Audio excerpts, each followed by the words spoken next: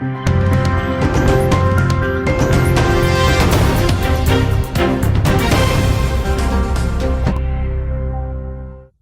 सरकार में कृषि मंत्री बनने के बाद विभाग की लगातार पोल खोल रहे हैं। उसी के कारण सुधाकर सिंह को मंत्री पद से इस्तीफा देना पड़ा था। उसके बाद सुधाकर सिंह लगातार किसान सम्मेलन कर रहे हैं और बिहार सरकार के खिलाफ जमकर बोल रहे हैं। बता दें कि आज एक बार फिर चैनपुर के हाटा बाजार में किसान सम्मेलन कर सरकार की जमकर आलोचना की।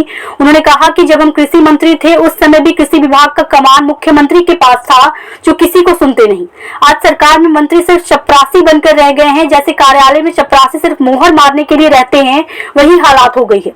प्रधानमंत्री बनने की बेचैनी है, नहीं तो लोगों की आत्मा स्वर्ग नहीं जा पाएगी। कुछ लोगों को लगता है कि स्वर्ग का रास्ता प्रधानमंत्री के पद से होकर जाता है। सुधाकर सिंह का कहना था कि विधायक बनने से पहले भी मैं किसानों के लिए लड़ता रहा, विधायक और मंत्री बनने के बाद भी किसानों के लिए लड़ता रहा, जिसका नतीजा हुआ कि हमें मंत्री पद छोड़ना पड़ा।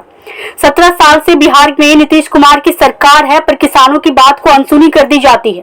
जब किसानों के हित के लिए लड़ाई जारी रखा तो हमें मंत्री पद से हटवा दिया गया, पर सरकार भूल रही है कि भारत किसानों का देश है, जहां 70% किसान रहते हैं।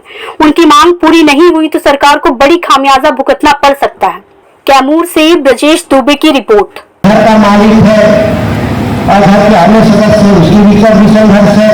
व्यवस्था को लेकर के किसान घर में आदत क्या हुई, खर्च क्या हुए, ये जो पहचान की जो लड़ाई है ये कोई साधारण लड़ाई नहीं। और इसके लिए लाखों करोड़ों लोग अपनी शहादत दिया लोगों ने।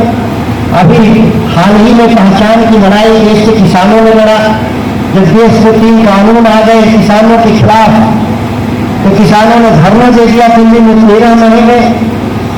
आजाद भारत में उससे बड़ा धरना हम लोग नहीं मानते। उतनी बड़ी लड़ाई हम लोग नहीं मानते जितनी बड़ी लड़ाई लड़ी गई। करीब 750 लोगों ने शहादत दिया था। तब किसान एक बड़ा समूह है जो देश की आबादी का 70% 75% है, तो उनकी बात सुनी गई और कानून वापस लिया गया। लेकिन संकट कहाँ पैदा होता है जो समाज में बहुत छोटा हिस्सा अपनी पहचान की लड़ाई लड़ता है। खरवार समाज की आबादी प्रतिशत में होगी, अपने अपनी पहचान की लड़ाई लड़ रहा है, तो इसमें वोट बैंक दिखता नहीं लोगों को, राजनीतिक दलों को। कि वोट बैंक में लगता है कि वह छोटा हिस्सा है, थोड़ा इधर उधर जाएंगे भी तो कहाँ जाएंगे, बूथ पर तो जाएंगे ही जाएंगे, और मेरे लाठी वाले तो बूथ पे कब्जा कर ही लेंगे, इसलिए उनकी बात क्या सुननी। ये 17 सालों से सरकार है, वंचित करने का जो ये षड्यंत्र है, यह षड्यंत्र दिल्ली से लेकर पटना से लेकर कैमूर तक का रचा जा रहा है। क्या है अल्पसंख्यक बनाम बहुसंख्यक? बहुसंख्यक लोकतंत्र में वही है जिसके पास वोट की सबसे बड़ी ताकत है, और वे आप अल्पमत में है। मैंने कहा कि आबादी थोड़ी छोटी है तो लोगों को लगता है कि आपको अधिकार नहीं देंगे तो भी चलेगा, क्योंकि हमारी कुर्सी सुरक्षित इसलिए है कि बहुमत का हमारे पास शासन करने का अधिकार हमको मिला है वोट के जरिए। क्या सत्ता केवल सरकारों को बनाने का खेल बच रह गया? क्या देश में लोकतंत्र और देश को आजाद किए थे? क्या आजाद भारत के संघर्षों के अगर बलिदानों को देखा जाए तो सबसे बड़ा बलिदान इस देश में दादा भगत बिरसा मुंडा आदिवासी समाज के लोगों ने लड़ा।